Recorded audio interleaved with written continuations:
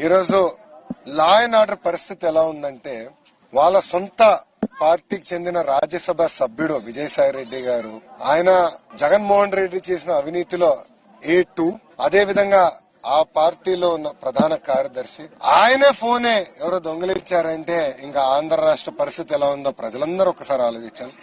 అయినా ఫోన్లు పోతాయి, జనరల్ గా ప్రజలు ఉన్నప్పుడు ఫోన్ కింద పడొచ్చు. ఆయన ఎందుకంత కంగారు పడుతున్నారో నాకు అర్థం అవట్లేదు. అంటే ఆయన లావాదేవీలు బయటపడతాయో, లేదంటే వైజాగ్ లో ఉన్న రాసలీలలు బయటపడతాయో, లేదంటే బ్రెజిల్ లో ఆయన కుటుంబ సభ్యులు చేస్తున్న అవినీతులు బయటపడతాయో, లేదంటే ఢిల్లీ మద్యం స్కామ్ లో ఈయన పాత్ర ఏముందో కూడా బయటపడుతుందో. అందుకే భయపడి పోలీసులకు ఇప్పుడు యావత్ ఆంధ్ర రాష్ట్ర పోలీస్ డీజీ గారి దగ్గర నుంచి కానిస్టేబుల్ గారి వరకు విజయసాయి రెడ్డి గారి ఫోన్ ఎక్కడుందని వెతుకుతున్నారు. ఇది ఆంధ్ర రాష్ట్ర పరిస్థితి. సో వాస్తవం మాట చెప్పాలంటే దొంగోడింటో దొంగ పడినట్టుంది.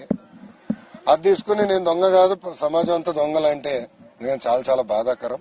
ఆయన ఎందుకని కంగారు పడుతున్నాడు నాకు తెలియదు. అవన్నీ కూడా బయటకు వస్తే మంచిది. ఫోన్లో ఏమేమి ఉందో అవన్నీ కూడా బయటకు వస్తే ప్రజలు కూడా తెలియాల్సిన అవసరం ఉందని నేను భావిస్తున్నాను.